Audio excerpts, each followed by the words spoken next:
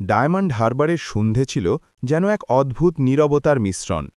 নদীর ধারে হালকা হাওয়া বয়ে যাচ্ছিল। এমন সময় যখন সূর্য ডোবার আগেই আকাশ লাল ও সোনালি রঙের রঙিন হয়ে ওঠে। শহরের পাড়াগুলোতে মানুষের হুলস্থুল কিছুটা থেমে যায়, আর একটি রহস্যময়তা ভাসতে থাকে বাতাসে। পুরানো বিশ্বাস আছে ডায়মন্ড হারবার শহরে এক ভূত বাস করে। তার নাম পাড়ে পাশের দূতী। কেউ জানে না সে কোথা থেকে এসেছে কিংবা কেন এসেছে, তবে সবাই বিশ্বাস করে যে সে নদীর পাড়ে বসবাস করে। এই গল্প শুরু হয় রাজু নামে এক যুবকের সাথে, যে ডায়মন্ড হারবারে জন্মগ্রহণ করেছিল। ছোটবেলা থেকেই সে এই শহরের অলি-গলিতে ঘুরে বেড়াত, নদীর ধারে বন্ধুদের সাথে খেলা করত। একদিন সে তার দাদুর কাছে ভূতের গল্প শুনে উৎসাহিত হয়ে ঠিক করে সত্যি কি আছে তা নিজের চোখে দেখবে। রাজু সন্ধ্যের দিকে নদীর ধারে যায়। হালকা কুয়াশা আর নদীর ঢেউয়ের শব্দ যেন তাকে অন্য জগতে নিয়ে যায়। হঠাৎ সে দেখতে পায় এক ঝলমলে আলো, যা নদীর উপর ভেসে উঠছে। রাজুর মন ঘাবড়ে যায়, কিন্তু কৌতূহল তাকে এগিয়ে নিয়ে যায়। আলোটি নদীর ধারে এক পুরনো ভাঙাচড়া ঘরের দিকে নিয়ে যায়। ঘরটিতে প্রবেশ করার সাথে সাথে এক হালকা শীতল হাওয়া তাকে স্পর্শ করে। ঘরের ভেতরে ঢুকতেই রাজু দেখতে পায় একটি ছায়াময় রূপ, একটি মেয়ের ছবি যেন বাতাসে ভেসে উঠেছে।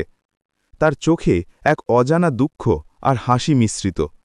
সে বোঝে এটি একটি সাধারণ স্বপ্ন নয়, এটি সত্যিই সেই পাড়ে পাশের দূতী।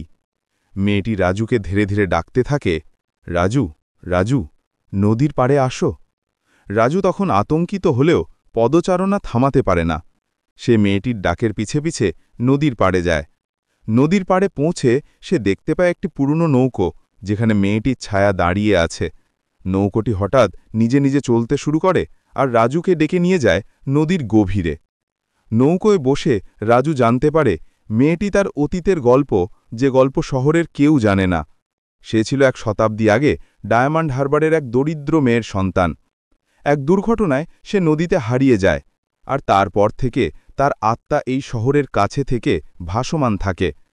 তার একমাত্র ইচ্ছা শহরের শান্তি ফিরিয়ে আনা, যেন আর কেউ তার মতো ভোগে না। রাজু মেয়েটিকে সাহায্য করার সিদ্ধান্ত নেয়। সে শহরের পুরানো ইতিহাস, নদীর গহ্বর আর প্রাচীন মন্দিরের সূত্র ধরে তার পথ খুঁজে বের করে। এক রাতে সে মেয়েটিকে নিয়ে শহরের এক প্রাচীন মন্দিরে পৌঁছায়। মন্দিরে ঢুকতেই রহস্যময় আলোতে পুরো স্থান ভরে যায়। মেয়েটি শান্ত মুখে হেসে বলে, রাজু, তুমি আমার মুক্তির পথ তৈরি করেছ। তোমার সাহসী আমাকে মুক্ত করবে। পরিশেষে মেয়েটি নিজেকে নদীর ধারে মিশিয়ে দেয়। সেই রাত থেকে ডায়মন্ড হারবার শান্ত হয়। নদীর ধারে আর ভূতের ডাক শোনা যায় না। তবে যারা সন্ধ্যের দিকে নদীর ধারে যায়, তারা এখনও হালকা আলো আর এক দূরবর্তী হাসির শব্দ শুনতে পায়, যা মনে করিয়ে দেয় পাড়ের ধারে পাড়ে পাশের দূতী এখনও শান্তিতে রয়েছে। ডায়মন্ড হারবারের মানুষের বিশ্বাস যে সাহসী যুবকের নাম রাজু, সে শুধু একটি গল্প নয়, বরং সাহস ও ভালোবাসার প্রতীক হয়ে উঠেছে। আর এই শহরের প্রতিটি গলি, প্রতিটি নদীর ধারে এখন সেই গল্প নতুন করে ছড়িয়ে পড়ে, যা শুনতে হলে শুধু একটু মন খুলে শোনাতে হয়।